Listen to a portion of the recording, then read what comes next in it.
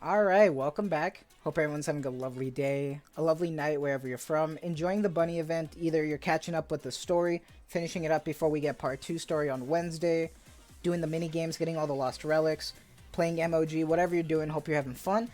And with today's video, it's just going to be kind of a quick little short one, but I really wanted to talk about how with this update, not only did we get MOG, not only did we get the new doll system, but we actually got a huge quality of life improvement when it came to our manufacturer gear. And if you don't remember, pretty much Shift Up in the update notes left a tiny little, just a tiny slight patch note. It was basically talking about how they wanted to reflect squad power better when it came to overload gear and harmony cubes. And nobody really paid attention to that until after the update came out, when they saw like that massive change in their squad power. And even I didn't notice it until I saw a few of the comments, like when I was like doing my polls and stuff, talk about like, oh, this is awesome plus the squad power. I'm like, oh, what are you talking about? And then I looked and I was like, oh, holy shit, my squad power went up. And I really want to talk about the importance of that squad power going up, and why right now is probably your best time to start investing in your gear more and more, and even try getting your harmony cubes even higher. So because not only did like my squad originally right here, my squad went from 401,000 to 578,000. Now, that being said though, your mileage may vary based on like how high your squad power got boosted, because it's not just like a boost or anything. It's because based on the overload gear and how much I invested in the overload gear lines for my team. Since this is my like official meta team, my team went up almost like 200,000. And I'm still like, level 366. So I'm like end game, but I'm not like a whale up there in like the 500s or 700s, you know what I mean? Like that's not me. But it did go up a lot, and with that, I was able to do so much. And I want to talk about one of the biggest benefits when it came to it, because the amount of squad power you get based on overload gear lines is so generous now. And I want to show a quick example, because when it came to my crown, my crown was probably in the second row for a while now before this update. Granted, I gave her a doll, and I also changed some overload gear lines. But she was at 117,000 squad power before I recorded this video. And I decided to do a quick check, to see how it works with the overload gear. And I changed my chest plate. Specifically, I changed the attributes. My maximum ammo went from 40% to 60%. My hit rate went from 4% to 11%. My critical rate stayed the same. But it was a big boost, so I decided to change the effect. And I went from 117,000 to 121,000. Which is a 5k like squad boost just for crown. That's really, really, really good just for one little change. And not only that, but then she gets boosted by the dolls. This whole doll system giving, 48,000 extra HP to crown, 1500 attack, 300 defense is crazy. And I can't wait to be able to give her an SR doll. Can't wait to give so many other Nikke's dolls so I can help them even more. Like, this doll system, I really love the fact that any Nikke can equip them, and it's not just, the favorite item Nikke is having dolls. I think that's really, really cool. But that being said, I want to get back on track here, and I really want to talk about the importance of them probably doing this.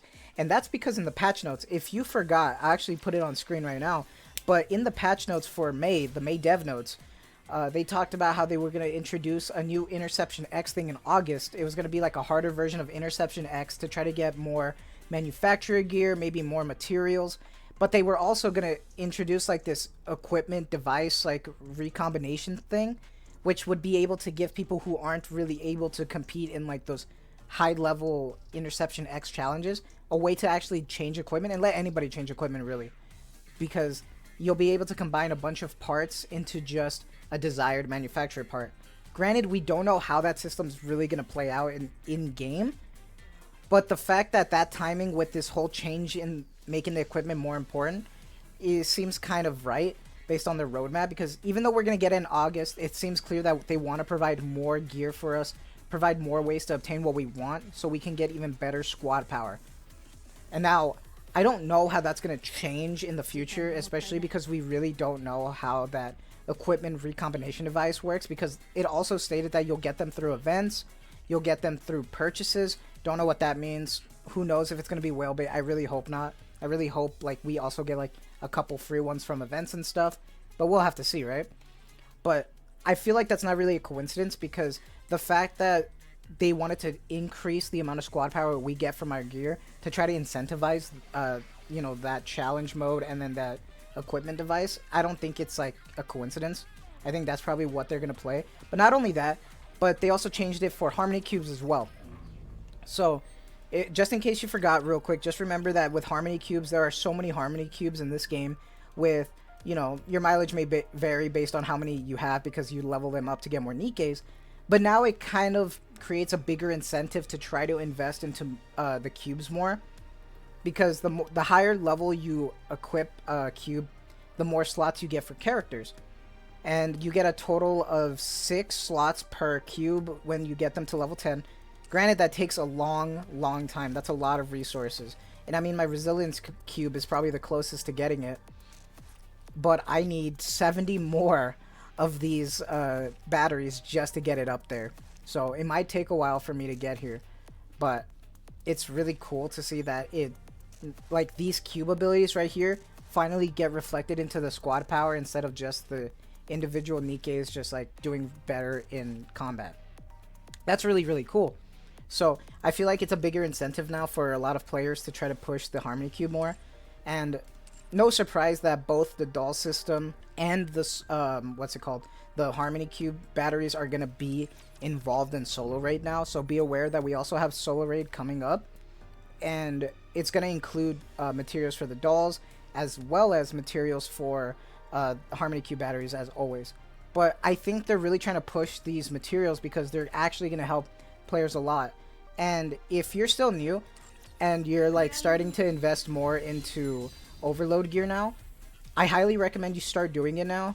And I know it might be a little iffy because a lot of people might not want to invest, but like I think it's worth it, because let's say I wanted to upgrade my Privity's chest plate and stuff, and I wanted to upgrade her you know, to level 4 instead, and then she's at 114,000. Well, I'm already back to 115,000, and it's gonna slowly go up more, especially if I start investing in better lines. Like, if I can get better lines on my Privity here, I'm gonna go up so much squad power now instead of just seeing her do better in combat instead. And I feel like that really helps the players, because not only will you be able to push Tribe Tower for the gems, the molds, but you're gonna be able to push hard mode campaign. And when it comes to hard mode campaign, I know it could be a pain in the ass, especially for a lot of folk who are in endgame, but they just aren't strong enough to push. I was kind of stuck here at chapter 17 hard mode for a while, but now I can start pushing it even further, and I could probably get to maybe chapter 20 hard mode. And that's extra gems on the table, extra materials, maybe more gems from the like interception, like, you know, the X stages that you get throughout this. Not only that, but I'll upgrade my outpost defense even more. So I think there was a lot going on with this squad power thing that I feel like a lot more people should like start investing more into their characters that they really want into, because I feel like Shift Up is starting to want that, and we're going to start being able to get more ways to get materials and changing materials in August. But we're gonna have to see about that. I'm still kind of iffy on that idea, because who knows how they choose to do that.